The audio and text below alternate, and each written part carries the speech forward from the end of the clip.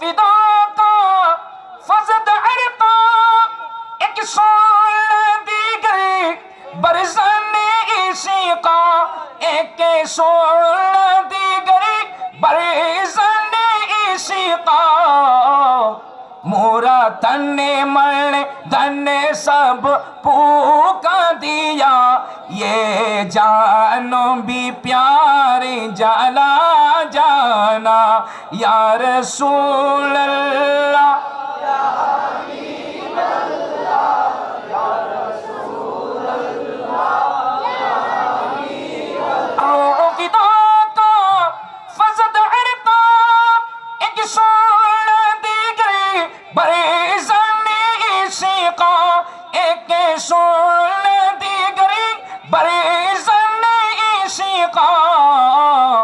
مورا تن من دن سب پوکا دیا یہ جان بھی پیارے جلا جانا یا رسول اللہ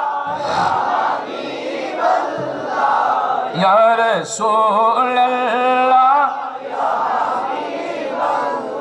البحر علا والموج تہا من بے کسی طوفان ہوش روا من بے کسی طوفان ہوش روا مجدار میں ہو بگڑی ہے ہوا مجدار میں ہو بگڑی ہے ہوا مورے نیا پار لگا جانا یا رسول اللہ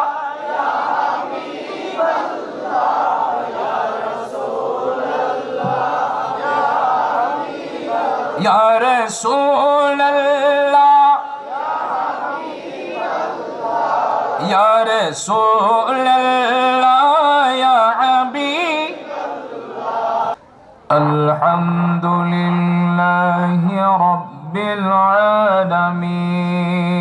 العالمین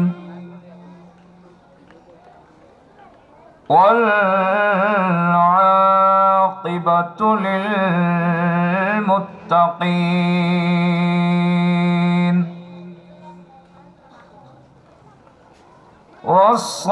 والصلاة والسلام على سيد الأنبياء والمرسلين وعلى آله وأصحابه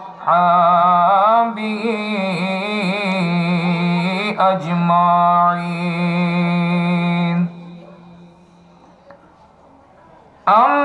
أما بعد فقد قال الله تعالى عز وجل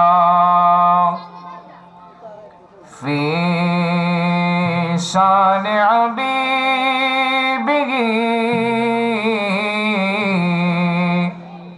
آمرا ومخبرا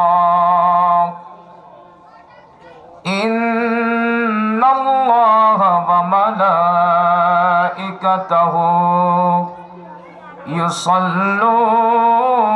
يصلون على النبي يا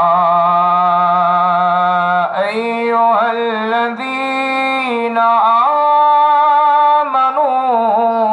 آمنوا صلوا عليه وسلموا تسليما صلى الله على سيدنا محمد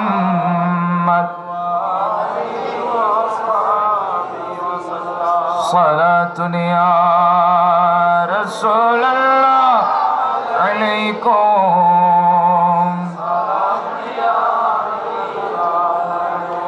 دل میں رکھتا ہوں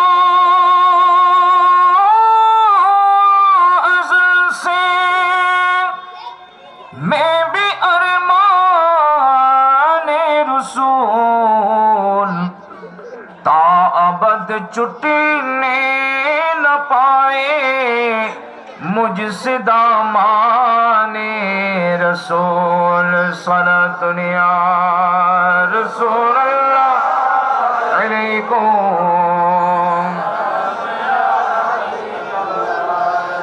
रात हक से कबे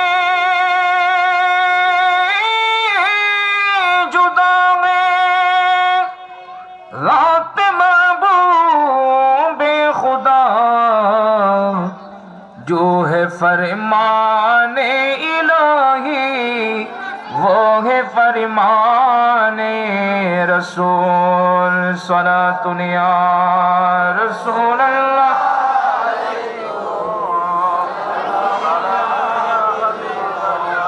أعوذ بالله من الشيطان الرجيم بسم الله الرحمن الرحيم لقد كان لكم في رسول الله أسوة حسنة صدق الله مولانا العظيم وصدق رسوله النبي الكريم ونحن على ذلك من الشاهدين والشاكرين والحمد لله رب العالمين ربي صل وسلم وبارك عليه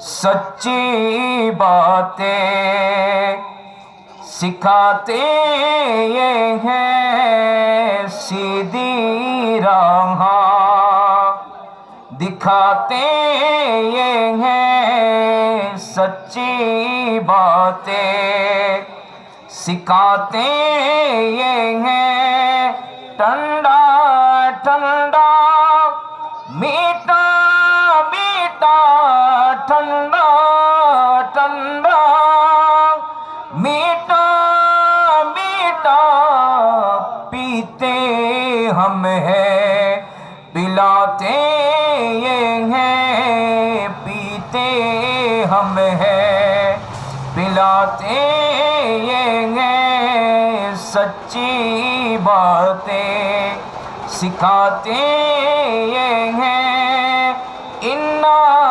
اعطیناک الکوثر انا اعطیناک الکوثر ساری کثرت پاتے یہ ہیں ساری کثرت پاتے یہ ہیں سچی باتیں سکھاتے یہ ہیں رب ہے معطی یہ ہے قاسم رب ہے معطی یہ ہے قاسم رزق سکھا ہے کھلاتے یہ ہیں رزق سکھا ہے کھلاتے یہ ہیں فیض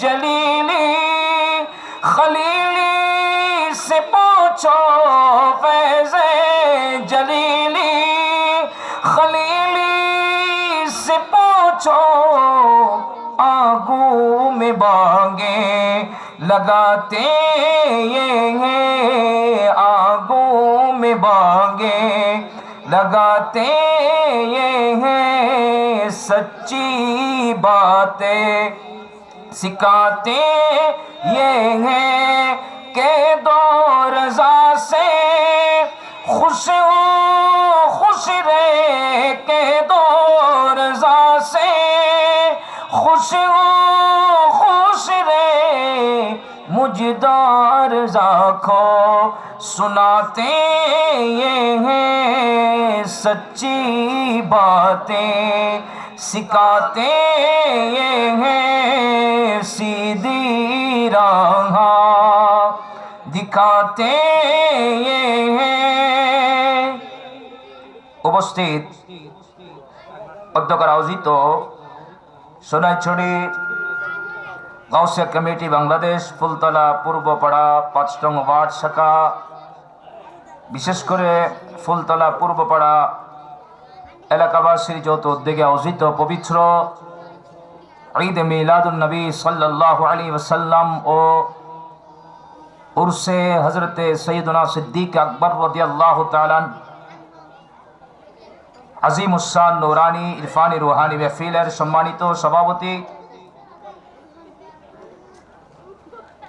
ফুলতলা মাটিয়া জামে মসজিদের সম্মানিত সাবেক খতিব মুকররম মুজাহিদ মিল্লত প্রবীণ আলেম দ্বীন হযরতুল আল্লামা জনাব মাওলানা মোহাম্মদ আব্দুল কাদের মুদ্দাজিল্লুহুল আলী উদ্বোধক হিসেবে গুরুত্বপূর্ণ তাকরীর পেশ করে শোনালেন শীতলপুর গাউসিয়া ইসলামিয়া দাখিল মাদ্রাসার সম্মানিত সহসুপার এবং সীতাকুণ্ড উপজেলা গাউসিয়া কমিটি বাংলাদেশের সম্মানিত সাধারণ সম্পাদক মুজাহিদ আহলে সুন্নাত হযরতুল আল্লামা আলহাজ জনাব মাওলানা মোহাম্মদ আলী সিদ্দিকী মুদ্দাজিল্লুহুল আলী।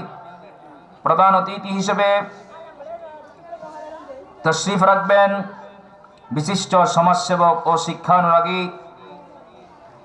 বিশেষ করে সোনাইছড়ি ৮ নং ইউনিয়ন পরিষদের সম্মানিত সাবেক চেয়ারম্যান, বিশিষ্ট সমাজসেবক ও শিক্ষানুরাগী জনাব আলহাজ নূর উদ্দিন মোহাম্মদ জাহাঙ্গীর চৌধুরী সাহেব জিদা হায়াত। তশরিফ আনবেন কাদরিয়া তৈয়বিয়া কামিল মাদ্রাসার সম্মানিত আরবি প্রভাষক এবং ঢাকা মোহাম্মদপুর মসজিদে বিলাল রাদিয়াল্লাহু তাআলা জামে মসজিদের সম্মানিত খতিব মুকররম মুজাহিদ মিল্লত হযরতুল আল্লামা জনাব মাওলানা মুফতি মোহাম্মদ নজমুস সাদাত ফৈজি মুদ্দাজিল্লুহুল আলী। তশরিফ রেখেছেন বারাউলিয়া দরগাহ জামে মসজিদের সম্মানিত খতিব মুকররম মুজাহিদ মিল্লত হযরতুল আল্লামা আলহাজ জনাব মাওলানা মোহাম্মদ আতিকুল্লাহ আল কাদরি মুদ্দাজিল্লুহুল আলী। তশরিফ ফরমা শীতলপুর গাউসিয়া ইসলামিয়া দাখিল মাদ্রাসার সম্মানিত শিক্ষক হযরতুল আল্লামা জনাব মাওলানা মোহাম্মদ গৌসুল ফারুক মুদ্দাজিল্লুহুল আলী। আরও তশরিফ আছেন আটকলনি জামে মসজিদের সম্মানিত খতিব মুকররম মুজাহিদ মিল্লত হযরতুল আল্লামা জনাব মাওলানা মোহাম্মদ আবুল লাইস মোহাম্মদ কাইসান মুদ্দাজিল্লুহুল আলী।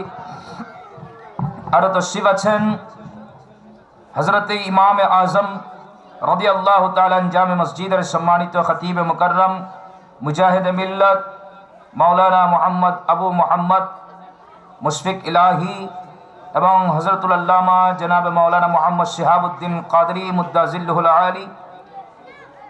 এতক্ষণ পর্যন্ত সুন্দরভাবে নাত রসুল সাল্লাল্লাহু আলাইহি ওয়াসাল্লাম পেশ করে শোনালেন শায়ের আহলে সুন্নাত শায়ের মাওলানা মোহাম্মদ কাউসাইন এবং তশরিফ রেখেছেন মাওলানা মোহাম্মদ জাহেদ রদবি সহ মঞ্চ উপবিষ্ট অপরাপর উলামায়ে আহলে সুন্নাত, অতিথিবৃন্দ, সমাবেত মুরব্বিন আইজাম, নওজওয়ান ভাইয়েরা, ছোট ছোট মাসুম বাচ্চারা, পর্দার আড়ালে মস্কুরাত খাওয়াতিন মা ও বোনেরা, রহমানি ওয়া রাহমাকুমুল্লাহু তাআলা, আসসালামু আলাইকুম ওয়া রাহমাতুল্লাহি ওয়া বারাকাতুহু।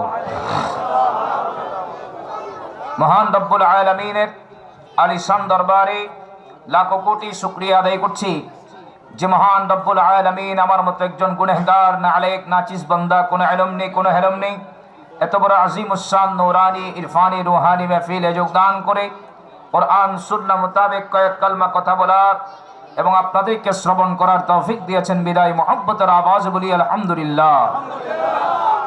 সাথে হুজুর কায়নাত ফখরে মওজুদাত প্রিয় রাসূল সাল্লাল্লাহু আলাইহি ওয়াসাল্লামের পবিত্র চরণে বেআদ বেশুমার দরুদ পাকের হাদিয়া প্রেরণ করছি, যে নবীজির সদকায়ে রব্বুল আলামিন অসংখ্য অগণিত নিয়ামত দান করেছেন, বলুন আলহামদুলিল্লাহ।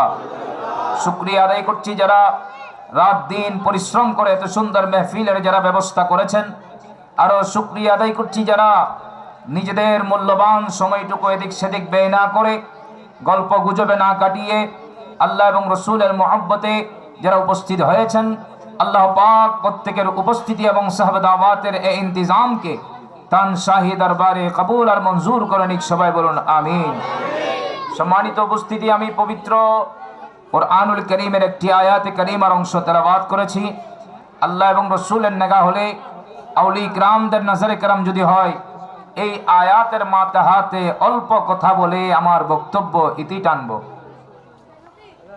সম্মানিত উপস্থিতি, মহান রব্বুল আলামিন আমাদেরকে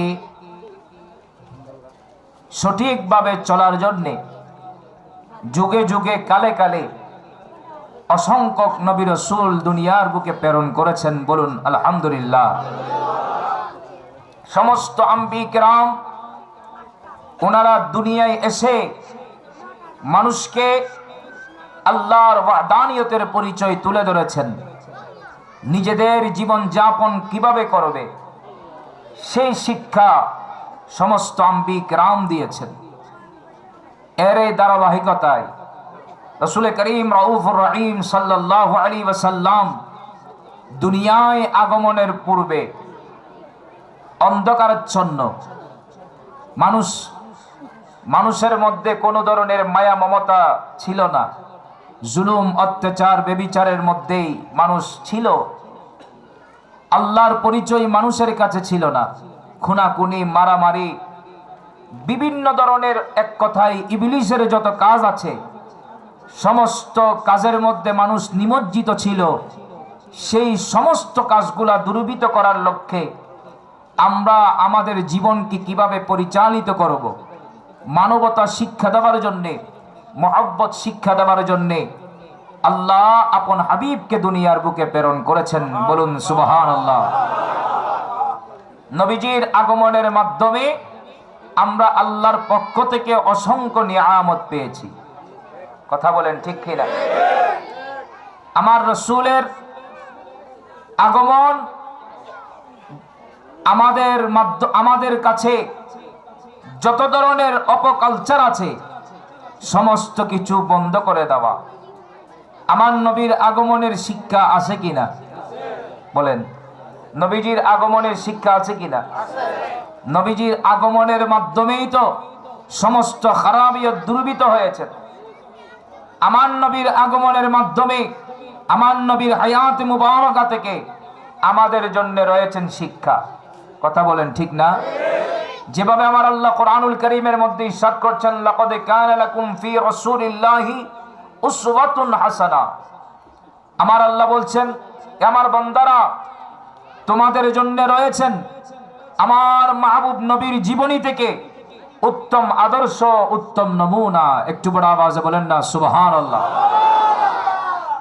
আমার নবীজির পুরো হায়াত মুবারাকা থেকে সেখানে আল্লাহ ভাগ করে দেয় নাই যে 40 বছরের পরের গুলা মানা যাবে, আগের গুলা মানা যাবে না।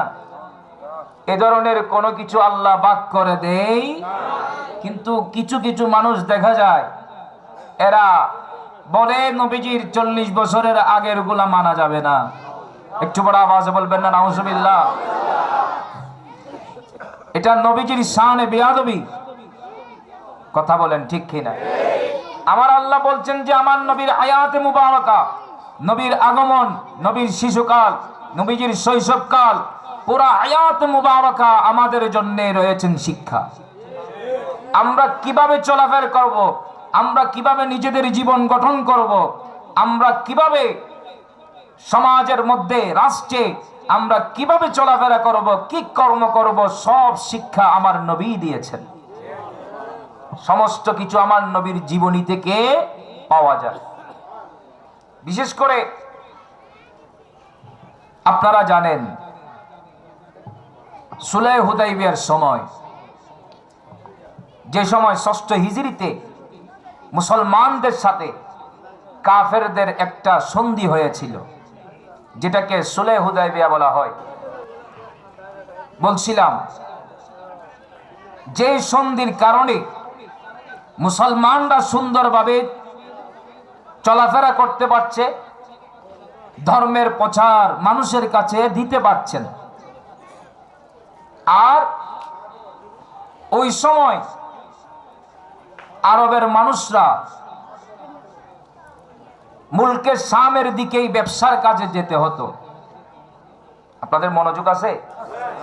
মুলকে শামের দিকেই যেতে হতো। তো মুলকে শামে যাবার জন্য মদিনাতুল মুনাওয়ারা হয়েই যেতে হতো। তো এই সন্ধির কারণে এদের আর কোনো ধরনের বাধা নাই। মুসলমানদের সাথে কাফেরদের যখন সন্ধি হয়ে গেল, মুসলমানরা দ্বীন ইসলামের প্রচার করতে পারছে, সুন্দরভাবে চলাফেরা করতে পারছে, কাফেররাও এদের ব্যবসার কাজে যাবার সময় কোনো বাধা নাই, সুন্দরভাবে এরা ব্যবসা করতেই যেতে পারছে।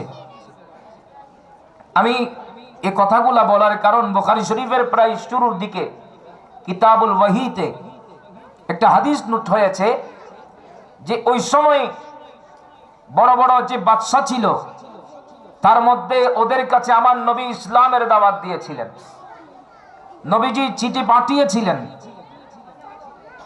তো বাদশা হিরাকলা যে আছে তার কাছে আমার নবী চিঠি পাঠিয়েছিলেন।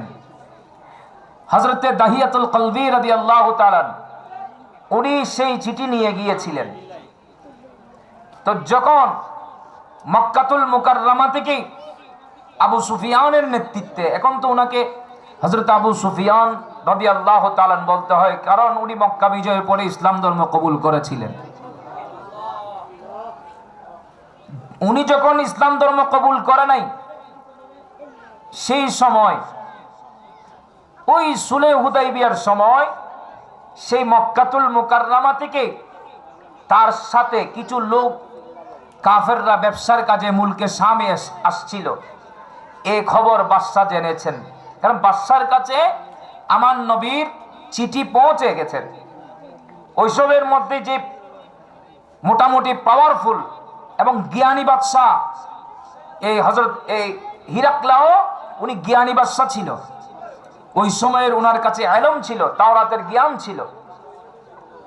তো আমি যে হাদিসটা বলবো এটার পুরোতেই আমি এটা আনছি যে এই কারণে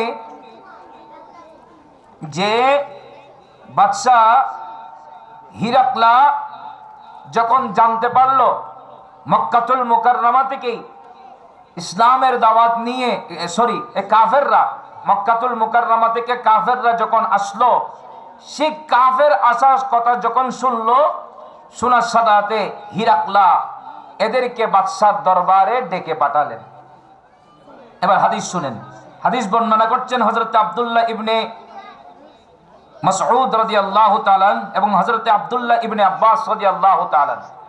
কারণ যখন হযরত আবু সুফিয়ান রাদিয়াল্লাহু তাআলা ইসলাম ধর্ম কবুল করলেন, এরপরে ইনাদেরকে ওনার এই পুরা ঘটনাটা, যে মুলকে শামে যে ঘটনা হয়েছে সেটার বয়ান এখানে তুলে ধরে।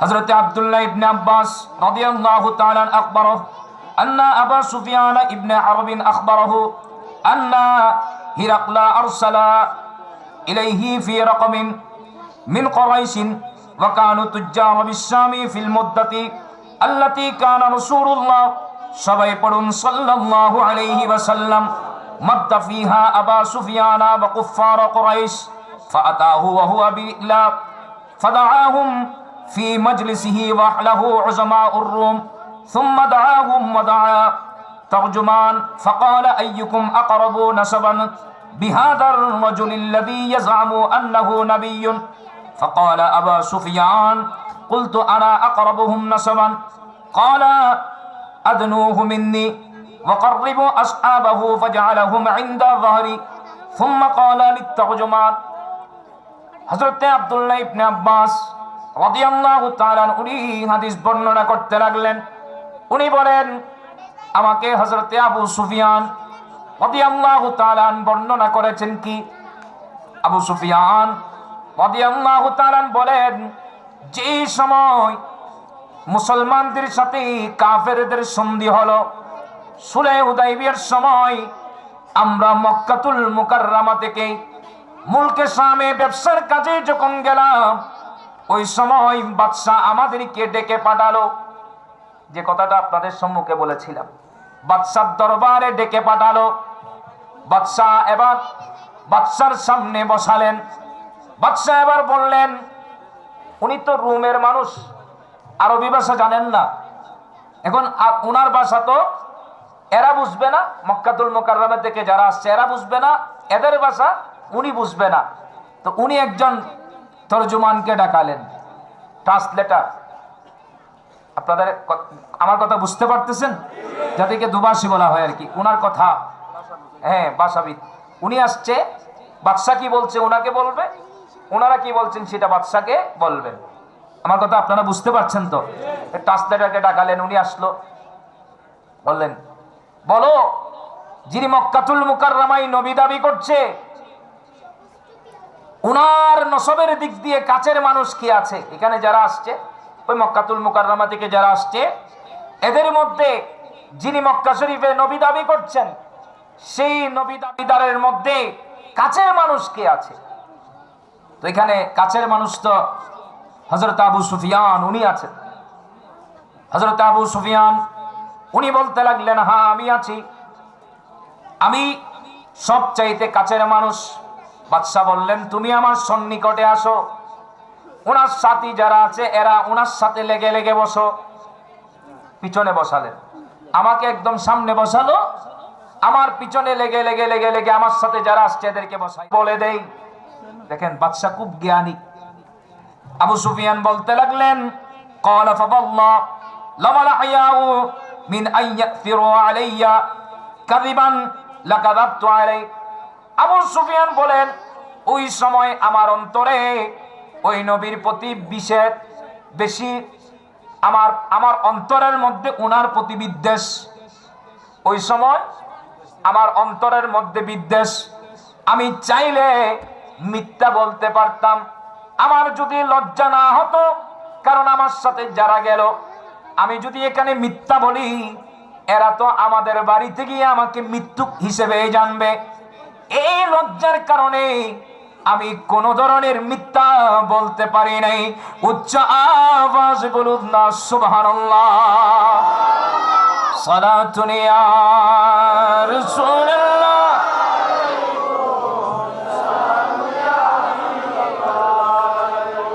মদিনা আমার জান, মদিনা আমার প্রাণ, মদিনাতে আছেন আমার মোহাম্মদ নিয়ে বলে না, মদিনাতে আছেন আমার। ও গো মদিনা আমায় ডাকো না, ও গো মদিনা আমায় ডাকো না। তোমায় দেখার তরে আমার মন হলো অঞ্চল, তোমায় দেখার তরে আমার মন হলো অঞ্চল। মদিনা আমার জান, মদিনা মদিনাতে আছেন আমার জান, মদিনাতে আছেন আমার রব্বুল আলামিন। তোমারে বুকে পাঠালেন আমার দয়াল নবীকে। রব্বুল আলামিন তোমারে বুকে পাঠালেন আমার দয়াল নবীকে। সেই কারণে তোমার বাগানে, সেই কারণে তোমার বাগানে পাওয়া যায় কোরআন হাদিস দ্বীন ও ঈমান, পাওয়া যায় কোরআন হাদিস। মদিনা আমার জান, মদিনা মদিনাতে আছেন আমার জানের জান। সালাতুন ইয়া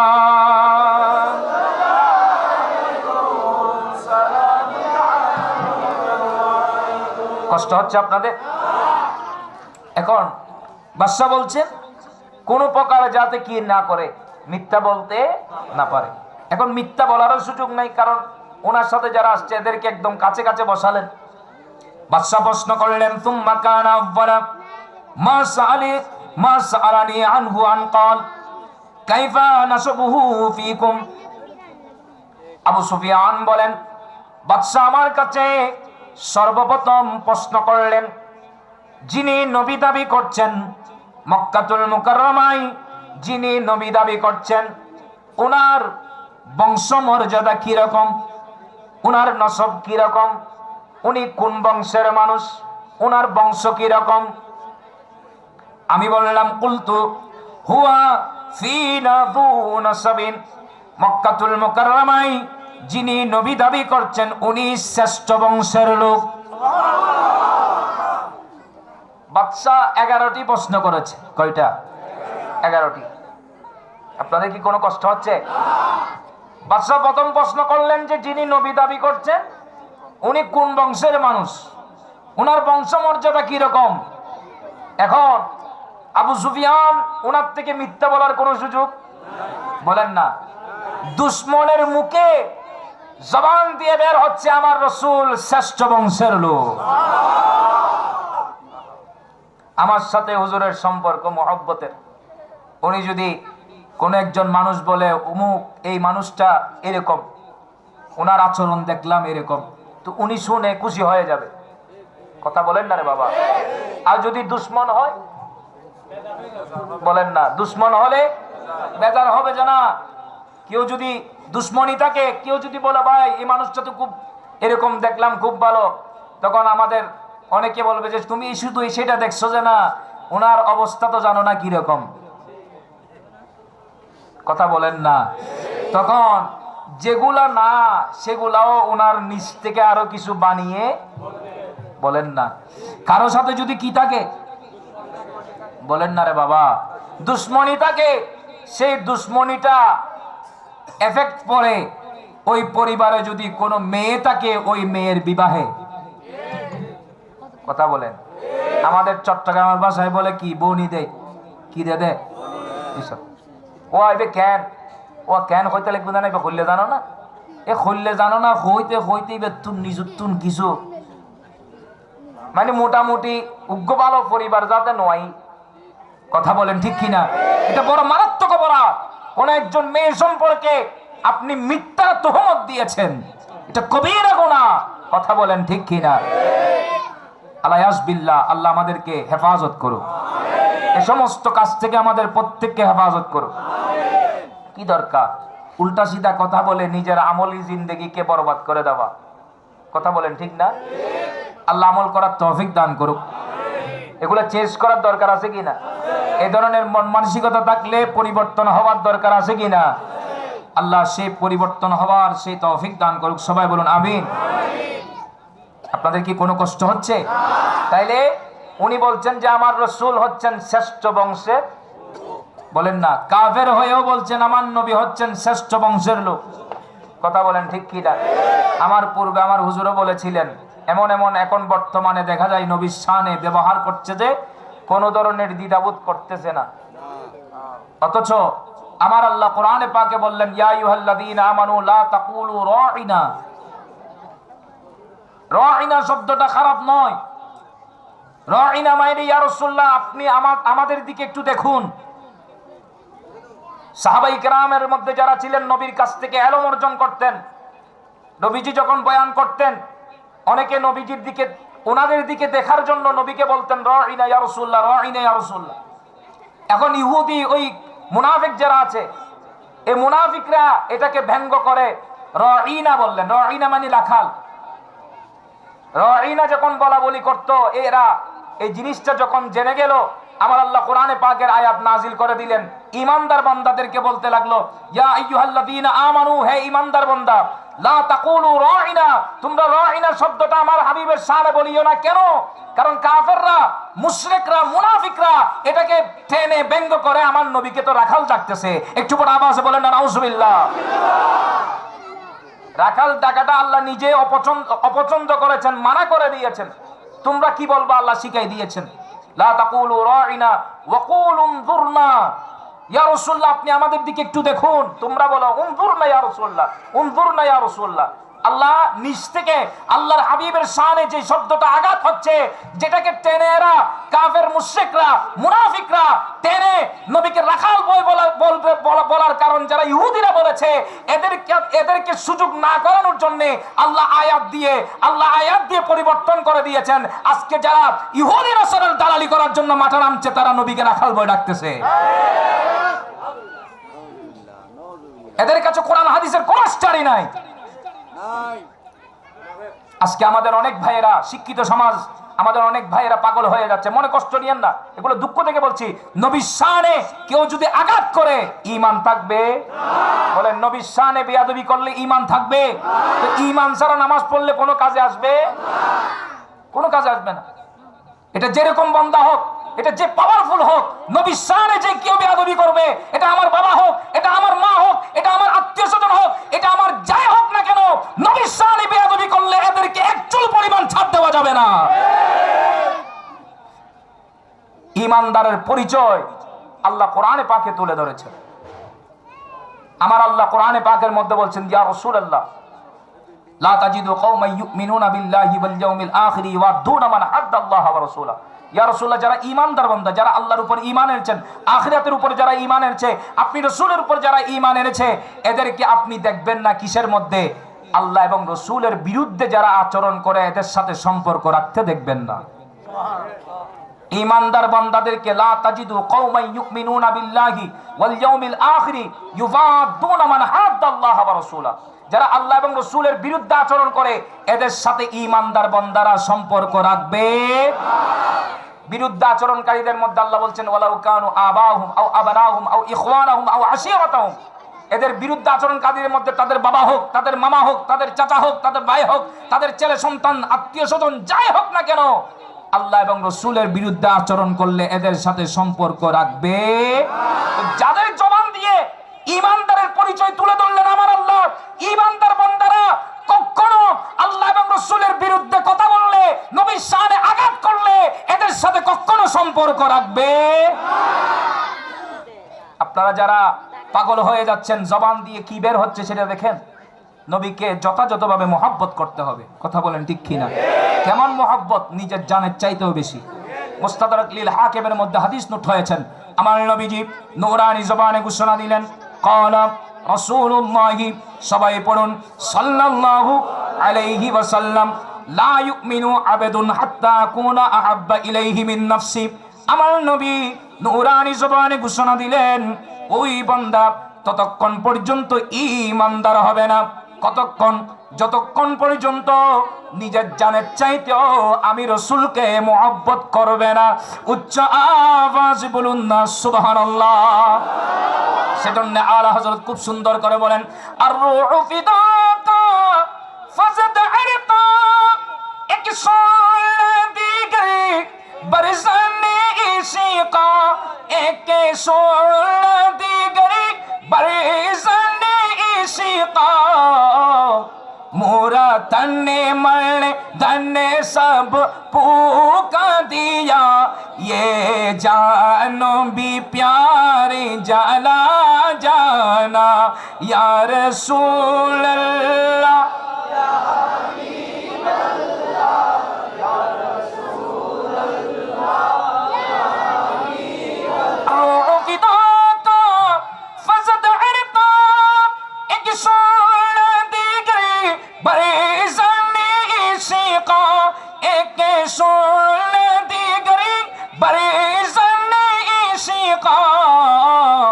मोरा तन्ने मरने धन्ने सब पूका दिया, ये जान भी प्यारे जला जाना, या रसूल अल्लाह,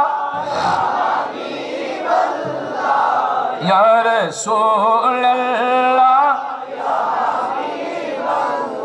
अल बहरु अला वल मौज तहा मन बेकस तूफा होश रुवा, मन बेकस तूफा होश रुवा, मजदारों में हो बिगड़ी है हवा, मजदारों में हो बिगड़ी है हवा, मोरे नैया पार लगा जाना, ইয়া রাসূলুল্লাহ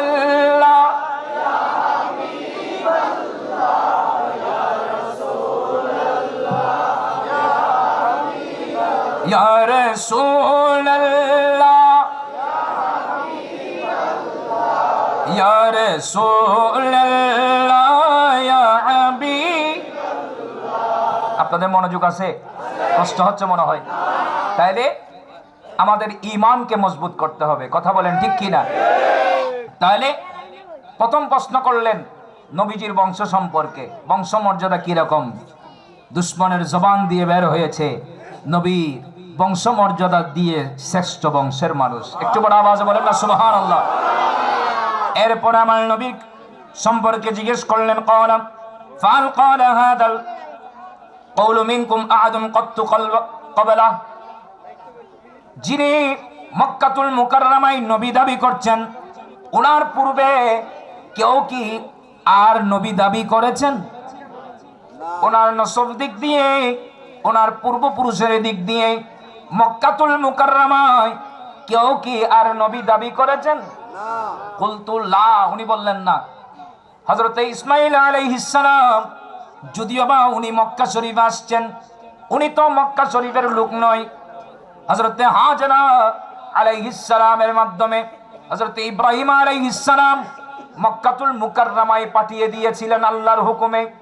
ইসমাঈল আলাইহিস সালামের জন্ম কিন্তু মক্কা শরীফে নয়। বাসস্থানের ব্যবস্থা করলেন আল্লাহর ঘর খানায়ে কাবা।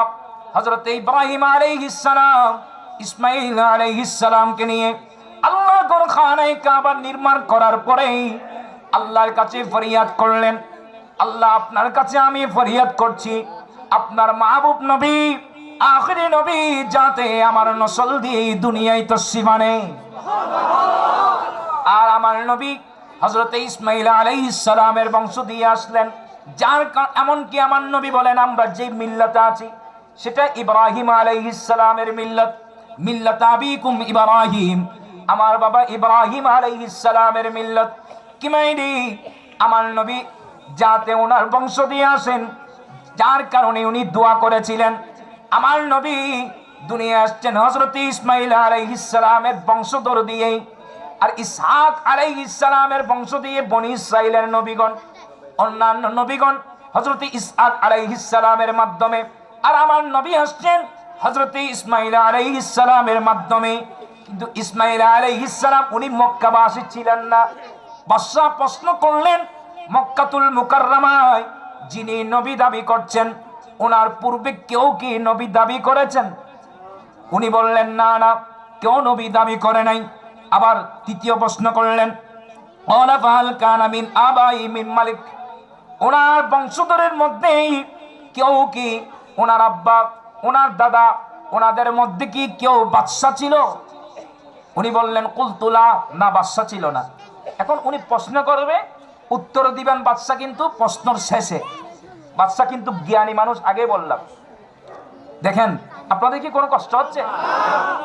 এবার বাদশা জিজ্ঞেস করলেন ক্বালা ফাআশরাফুন নাসি ইয়াত্তাবিউনাহু আম দুআফাউ, উনি যে ইসলামের দাওয়াত দিচ্ছেন উনি তো নবী দাবি করলেন, ওনার এই দাবির মধ্যে দাবি ইসলাম ধর্মের মধ্যে যারা অংশগ্রহণ করছেন, যারা ঈমানের দৌলত পেয়েছে, এরা কি শরীফ মানুষ, মানে ওরা কি পয়সাওয়ালা নাকি গরিব মানুষ?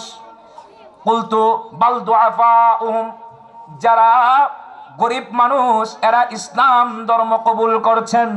সুবহানাল্লাহ। যারা গরিব, যারা দুর্বল প্রকৃতির মানুষ, ব্যাপক মানুষ দেখা যায়, বেশিরভাগ মানুষ দুর্বল মানুষরাই ইসলাম ধর্ম কবুল করতে লাগলেন। ক্বালা আয়াজিদুনা আম ইয়ানকুসুন, উনি তো ইসলামের দাওয়াত দিচ্ছে, এই দাওয়াত পেয়ে মানুষ দিনকে দিন কমে যাচ্ছে নাকি বেড়ে যাচ্ছে? কুলতু বাল ইয়াজিদুন, উনি বলতে লাগলেন দিন দিন ইসলামের দাওয়াত পেয়ে মানুষ আস্তে আস্তে বেড়ে যাচ্ছে।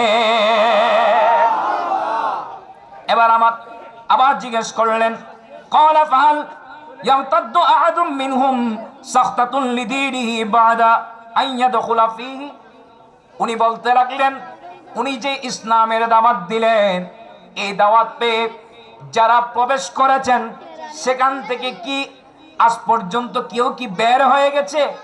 কুলতু না। উনি বলতে লাগলেন, যারা ইসলামের দাওয়াত পেয়েছেন, ওই দাওয়াত পাওয়ার পরে মানুষ কমে না, দিনকে দিন মানুষ বেড়ে যাচ্ছে। উচ্চ আওয়াজ বলুন না সুবহানাল্লাহ। মানুষ কমছে না, মানুষ বেড়ে যাচ্ছে। একটু বড় আওয়াজে বলেন না সুবহানাল্লাহ। বাদশা জিজ্ঞেস করলো, মানুষ কমতেছে না বাড়তেছে? উনি বলতেছেন, মানুষ দিনকে দিন ইসলামের দাওয়াত পেয়ে বেড়ে যাচ্ছে। একটু বড় আওয়াজে বলেন না সুবহানাল্লাহ। আবার জিজ্ঞেস করলো, যারা প্রবেশ করছে সেখান থেকে কি বের হয়ে গেছে? বলে না, সেখান থেকে বের হচ্ছে না, বরঞ্চ যারা ইসলামের দাওয়াত পেয়েছেন ওরা মজবুত ভাবে আছেন, সেখান থেকে বের হয় না। একটু বড় আওয়াজে বলেন সুবহানাল্লাহ। এরপরে বাদশা জিজ্ঞেস করলেন, যিনি নবী দাবি করছে, হুজুর তশরিফ এনেছেন, আমি সংক্ষেপে শেষ করে দিব। যিনি নবী দাবি করছে, এখন জিজ্ঞেস করছেন, যিনি নবী দাবি করছে ইনাকে কি কখনো তোমরা মিথ্যার দায়ে দায়বদ্ধ করেছিলা? কুলতুলা। ওনাকে মিথ্যার দায়ে কখনো আমরা দায়বদ্ধ করতে পারি নাই। একটু বড় আওয়াজে বলেন না সুবহানাল্লাহ। তাহলে দুশ্মন, ইনি দুশ্মন, ওনার অন্তরের মধ্যে নবীর প্রতি বিদ্বেষ, কিন্তু এরপরেও এখন উনার কোনো মিথ্যা বলার কোনো সুযোগ নাই। উনার জবান দিয়ে বের হচ্ছে, উনার জীবনে কখনো উনি মিথ্যা কথা বলে নাই। একটু বড় আওয়াজে বলেন না সুবহানাল্লাহ। তো আমরা ওই নবীর উম্মত, কথা বলেন ঠিক কিনা? আমরা ওই নবীর উম্মত, কিন্তু আমাদের প্রতিটা কদমে মিথ্যা আছে। কথা বলেন ঠিক না? আমাদের জবান দিয়ে মিথ্যা বের হয়। পরিবর্তন হওয়ার দরকার আছে কিনা? আমরা নিজেরা মিথ্যা বলি, এমনকি নিজেদের ছেলে সন্তানদেরকেও মিথ্যা বলার অভ্যাস করি। একটু বড় আওয়াজে নাউজুবিল্লাহ বলবেন না? অনেক মানুষ দেখা যায়, ওনাকে কেউ যদি তালাশ করে দেখা করতে না গেলে ছেলেকে পাঠায়, তুমি বলো তোমার বাবা ঘরে নাই। কথা বলেন ঠিক কিনা? তাহলে আমি নিজে থেকে আমার ছেলেকে মিথ্যা বলারটা প্র্যাকটিস দিয়াছি, তো ওই ছেলে কোত্থেকে সত্য কথা বের করবে? কথা বলেন ঠিক কিনা? ওই ছেলে কোত্থেকে আর সত্য কথা শিখবে? আমার নিজ থেকে তো আমার সন্তান মিথ্যা বলা শিখে যাচ্ছে। একটু বড় আওয়াজে বলেন না নাউজুবিল্লাহ। পরিবর্তন হওয়ার দরকার আছে কিনা? আল্লাহ আমাদের সবাইকে পরিবর্তন হওয়ার সেই তৌফিক দান করুক। এরপরে বাদশা জিজ্ঞেস করলেন, উনাকে কি কখনো ওয়াদা খেলাফ করতে দেখেছো? কুলতুলা। বলে না, উনি জীবনে কখনো ওয়াদা খেলাফ করে নাই। বাদশা ওই আবু সুফিয়ান রাদিয়াল্লাহু, উনি বলতে লাগলেন যে এতক্ষণ আমার নিজ থেকে কিছু বলার সুযোগ ছিল না, হ্যাঁ না সব বললাম, এখানে একটু সুযোগ হয়ে গেল। কি সুযোগ? আমরা তো আমাদের সাথে ওনাদের একটা চুক্তি চলতেছে, ওই যে বললাম সন্ধির সময় কাল আসছে, তো এই সময় আমরা তো এখানে চলে আসছি, মুলকে শামের দিকে চলে আসলাম। জানি না উনি এই সময়ে আমাদের সাথে যে চুক্তি হয়েছে সেই চুক্তিটা ভেঙে ফেলেছে কিনা জানি না। ওই যে এতক্ষণ তো সুযোগ ছিল না, এখন একটু করে সুযোগ পেয়েছে লাগাই দিলেন। বলতে লাগলো যে আমরা তো মুলকে শামে চলে আসলাম ব্যবসার কাজে, ওনাদের সাথে আমাদের একটা সন্ধি হয়েছে, চুক্তি হয়েছে, জানি না সেই চুক্তিটা ভেঙে ফেলেছে কিনা। একটু বড় আওয়াজে বলেন না নাউজুবিল্লাহ। এতক্ষণ সুযোগ ছিল না, এখানে সুযোগ পেয়েছে। আবু সুফিয়ান বলতে লাগলো, এইটা ছাড়া আমার নিজ থেকে আর কোনো কিছু বলার সুযোগ হয় নাই। একটু বড় আওয়াজে বলবেন না সুবহানাল্লাহ। এবার বাদশা জিজ্ঞেস করলো, তোমাদের সাথে ওনাদের সাথে কি যুদ্ধ হয়েছে? বলে হ্যাঁ হয়েছে। কি রকম? বলে ওরা কিছু বিজয় লাভ করত, আমরাও কিছু বিজয় লাভ করতাম। তো এবার বাদশা জিজ্ঞেস করলো, লাস্ট প্রশ্ন, বাদশা জিজ্ঞেস করলেন, উনি তোমাদেরকে কি তালিম দিচ্ছেন? আবু সুফিয়ান বলেন, উনি আমাদেরকে তালিম দেয় আল্লাহ একক, আল্লাহ কোনো শরীক নাই। তোমরা যেই বাপদাদার বান্ত ধর্ম পালন করছো, আল্লাহর সাথে শরীক করছো, এগুলা বাদ দিয়ে দাও। আমাদের রব হচ্ছেন এক, আল্লাহ একক, ওনার কোনো শরীক নাই। একটু বড় আওয়াজে বলেন না সুবহানাল্লাহ। আমাদেরকে তালিম দিচ্ছেন আল্লাহ একক, আল্লাহর কোনো শরীক নাই, তোমরা যে মূর্তি পূজা, আগুন পূজা, বাস পূজা করছো, বাপদাদার ধর্ম যেগুলা ভ্রান্ত আছে সেগুলা বাদ দিয়ে দাও, আল্লাহর উপর ঈমান আনো। একটু বড় আওয়াজে বলেন না সুবহানাল্লাহ। এক হে খুদা সবে কা उसको ज़ात वाहिद है, एक है खुदा सभी का उसको ज़ात वाहिद है, एक ने खुदा सभी का उसको ज़ात वाहिद है। आपने बताया है, आपने बताया है, आमिना के आंगन में नूर जगमगाया है, आमिना के आंगन में नूर जगमगाया है, आमिना के आंगन में। सलातुन या रसूलल्लाह।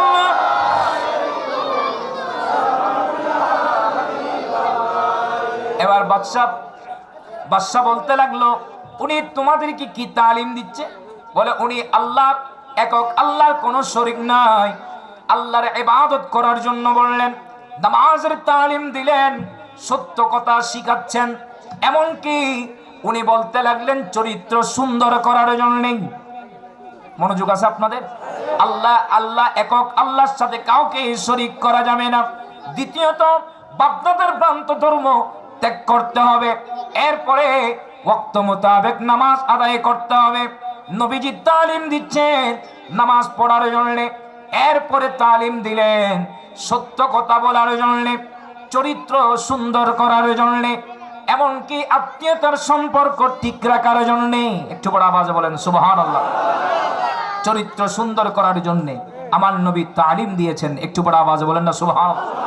আমরা তো মানুষের সাথে খারাপ আচরণ করি, কর্কট ভাষা ইউজ করি, মানুষকে গালমন্দ ইউজ করি, কিন্তু আমার নবী কখনো কোনো, আমার নবীর কাছে যারা গোলাম ছিল, খাদেম ছিল, এদের সাথে এদের উপর হাত উঠাতো অনেক দূরের কথা, আমার নবী কখনো এদের সাথে রাগান্বিত হয়েও কথা বলে নাই।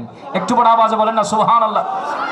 আমার আল্লাহ কোরআনে পাকে বলছেন, ইন্নাকা লাআলা খুলুকিন আযীম, নিশ্চয় নিশ্চয় হাবিব আপনার চরিত্র মহান। একটু বড় আওয়াজে বলেন না সুবহানাল্লাহ।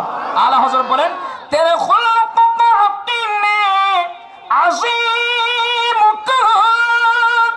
तेरे खिलक कहते ने जमील किया, तेरे खुलक कहते ने अजीम तेरे खिलक कहते ने जमील किया, कोई तुझसा हुआ है ना होगा शाह, कोई तुझसा हुआ है ना होगा शाह, तेरे खालिक हुस्न अदा की कसम है कलाम इलाही में शम्सु दुआ। बोलो ना सुबहानाल्लाह। প্রশ্ন শেষ। এবার বাদশা বললেন যে, ওই যে তোমার থেকে প্রথম প্রশ্ন করেছিলাম উনার বংশমর্যাদা কিরকম, তুমি বলেছিলা উনি শ্রেষ্ঠ বংশের লোক। একটু বড় আওয়াজে বলেন সুবহান। প্রকৃতপক্ষে আল্লাহ যত নবী রাসূল দুনিয়ার বুকে প্রেরণ করেছেন সব ওই সময়ের বংশমর্যাদা দিয়ে ওই সময়ের মধ্যে শ্রেষ্ঠ বংশের মধ্যেই পাঠিয়েছেন। একটু বড় আওয়াজে বলেন সুবহানাল্লাহ। যারা নবী দাবিদার দুনিয়ার বুকে যত নবী রাসূল পাঠিয়েছেন আল্লাহ বলছেন যে উনাদেরকে উত্তম বংশেই পাঠিয়েছেন। বাদশা বলতেছেন যে উনাদেরকে উত্তম বংশে পাঠিয়েছেন।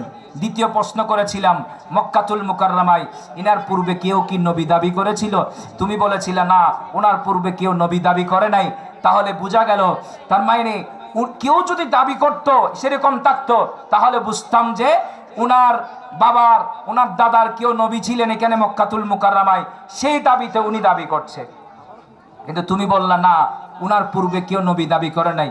এরপরে জিজ্ঞেস করলাম উনাদের বংশের মধ্যে উনার আব্বা উনার দাদাদের মধ্যে কেউ কি বাদশা ছিল, তুমি বলছিলে না। যদি বাদশা থাকতো বলতাম যে উনাদের মুলুকিয়ত ঠিক রাখার জন্য উনি নবী দাবি করছেন। এরপরে জিজ্ঞেস করেছিলাম ওনার দাওয়াত পেয়ে মানুষ দিনকে দিন বাড়ছে নাকি কমছে? তুমি বলছিলা দীর্ঘদিন মানুষ বাড়ছে। যারা প্রবেশ করেছে, জিজ্ঞেস করেছিলাম, যারা প্রবেশ করেছেন সেই ইসলামের দাওয়াত পেয়ে মানুষ আস্তে আস্তে আস্তে আস্তে দাবিত হয়েছেন, ঢুকে গেছেন। সেই ঈমানের দৌলত পেয়ে মানুষ বেড়ে গেছেন। সেখান থেকে কি কেউ বের হয়েছে? তুমি বলেছিলে না না, কেউ বের হয় নাই। মূলত প্রকৃতপক্ষে সেটাই, যারা ঈমানের দৌলত পেয়ে যায় সেই ঈমানের দৌলত থেকে মানুষ বের হয় না। একটু বড় আওয়াজে বলেন না সুবহানাল্লাহ। মানুষের ঈমানের দৌলত পেয়ে যায় যখন, ঈমানের মজা যখন পেয়ে যায়, জান চলে যেতে পারে, ঈমান ছাড়তে রাজি হয়। যেভাবে হযরত বিলাল রাদিয়াল্লাহু তাআলা আনহুকে ওনাকে মারতে মারতে মারতে মারতে মারতে মারতে শরীর থেকে জান বের হয়ে যাবার অবস্থা, কিন্তু ঈমান ছাড়ছে না। হযরত সিদ্দিক আকবর রাদিয়াল্লাহু তাআলা ওনাকে ক্রয় করে, অসংখ্য হাদিয়া দিয়ে ক্রয় করে উনাকে নবীর দরবারে আজাদ করে দিয়েছেন। এসেছিলেন গোলাম বনে, কালো বংশের মানুষ, মানুষ উনাকে দাম দিত না, সম্মান করত না, কালো বর্ণের মানুষ। কিন্তু কালো বর্ণের মানুষ হলেও ঈমানের দৌলত যখন পেয়ে গেল, ঈমানের দৌলত পাওয়ার কারণে হুব্বে মুস্তাফা যখন অন্তরে ঢুকে গেল, ঈমানের দৌলত যখন ঢুকে গেল, জান বের করে দিচ্ছে, ঈমান বের করছে না, যার কারণে আল্লাহ উনাকে দামি করে দিয়েছেন। আলা হযরত বলেন, জানো दे दो वादा ए दीदार पर, जानो दे दो वादा ए दीदार पर, जानो दे दो वादा ए दीदार पर, जानो दे दो वादा ए दीदार पर, नुक़द अपना दाम हो ही जाएगा, जाएगा जाएगा जाएगा, लुत्फ उनका आम हो ही जाएगा। বলো না সুবহানাল্লাহ। নবীর প্রেমে নিজেকে কুরবানি দিলে ওই জান আল্লাহর কাছে দামি হয়ে যায়। হযরত বিলাল রাদিয়াল্লাহু তাআলা আনহু এসেছিল গোলাম বনে। উনি উমাইয়া এমন ভাবে প্রহার করেছিলেন, মারছিলেন, শরীর থেকে জান বের হয়ে যাওয়ার অবস্থা, কিন্তু না, হযরত বিলাল রাদিয়াল্লাহু তাআলা উনাকে ক্রয় করে নিলেন সিদ্দিক আকবর রাদিয়াল্লাহু তাআলা, নবীর দরবারে দিলেন, মুয়াজ্জিনে রাসূল হলো, উনার দাম বেড়ে গেলেন। মদিনাতুল মুনাওয়ারায় উনি আযান দিচ্ছেন। শুধু এখানে নয়, বিজয় মক্কা বিজয়ের দিন আমার নবীজি উনাকে খানায়ে কাবার ছাদের উপর উঠিয়ে দিয়েছিলেন। কি মাইনে হযরত বিলাল রাদিয়াল্লাহু তাআলা নূর অন্তরে যখন হুব্বে মুস্তাফা ঢুকে গেল, ঈমানের দৌলত যখন ঢুকে গেল, জানকে যখন নবীর প্রেমে কুরবানি দিয়ে দিলেন, আল্লাহ ওনার মর্যাদা বাড়িয়ে দিয়েছেন। একটু বড় আওয়াজে বলেন না সুবহানাল্লাহ। নারে তাকবীর, আল্লাহু আকবার, রিসালাত ইয়া রাসূলুল্লাহ, গাউসিয়া ইয়া গাউস, আহলে সুন্নাত ওয়াল জামাত জিন্দাবাদ, শাহে মদিনা জিন্দাবাদ। আমি আর দীর্ঘায়িত করছি না, হুজুর তশরিফ এনেছেন, বসায় রাখছি অনেকক্ষণ। তো আমাদের যে শিক্ষাটা, প্রথম নম্বর ঈমান, কথা বলেন ঠিক কিনা? প্রথম নম্বর ঈমান, আমাদের ঈমান মজবুত করতে হবে। আমরা কত সুন্দর ভাষা, সুন্দর দেখে দৌড় দিব না, জবান থেকে কি বের হচ্ছে সেটা দেখতে হবে, কথা বলেন ঠিক কিনা? আমাদের ভাইয়েরা বলে না খুব সুন্দর ইংলিশ বলছেন, চেহারা বেশি সুন্দর, এদিকে দেখে পাগল হয়ে যাচ্ছে, ওদিকে ঈমান চলে যাচ্ছে, খবর নেই। এমন এমন শব্দ বের হচ্ছে, নবীর শানে বেয়াদবি করছে, উম্মাহাতুল মুমিনদের শানে বেয়াদবি করছে। এই ধরনের কথাবার্তা যেগুলা বলছে, সেগুলা শুনে আপনারা কিভাবে পাগল হচ্ছে একটু চিন্তা করেন, এর জবান থেকে কি বের হচ্ছে। আমরা নিজেদের ঈমান মজবুত করতে হবে, কথা বলেন ঠিক কিনা? আল্লাহ আমাদের সবাইকে বুঝার সেই তৌফিক দান করুক। আর আমার নবীর যে তালিম, সে অনুযায়ী আমাদের জীবন গঠন করতে হবে। আল্লাহ পাক আমাদের ভাইদের এই সুন্দর ব্যবস্থাকে আল্লাহ কবুল আর মঞ্জুর করে নিক। আমাদের সবাইকে, প্রত্যেকের ঈমান আকীদাকে মজবুত করার সেই তৌফিক দান করুক, সবাই বলুন আমিন। আমাদের ভাইয়েরা রাত্রদিন পরিশ্রম করে এত সুন্দর মাহফিলের ব্যবস্থা করেছেন, আল্লাহ ভাইদের এই সুন্দর ব্যবস্থাকে আল্লাহ কবুল আর মঞ্জুর করে নিক, সবাই বলুন আমিন। মঞ্চ উপবিষ্ট উলামায়ে কেরাম তশরিফ ফরমা, আল্লাহ প্রত্যেকের হায়াতের মধ্যে আল্লাহ কোটি কোটি বরকত দান করুক। মেহমান এসেছেন ঢাকা থেকে, অনেক কষ্ট করে, অনেক কষ্ট পরিশ্রম করে আজকের মাহফিলে উপস্থিত হয়ে গেছেন। আল্লাহ হুজুরের খেদমতগুলোকে আল্লাহ কবুল আর মঞ্জুর করে নিক, সবাই বলুন আমিন। শারীরিক সুস্থতা দান করুক। এভাবে যারা যারা উপস্থিত আছেন প্রত্যেকের হায়াতের মধ্যে আল্লাহ কোটি কোটি বরকত দান করুক, সবাই বলুন আমিন। ওয়া আখিরু দাওয়ানা আলহামদুলিল্লাহি রাব্বিল আলামিন। আসসালামু আলাইকুম ওয়া রাহমাতুল্লাহি ওয়া বারাকাতুহু।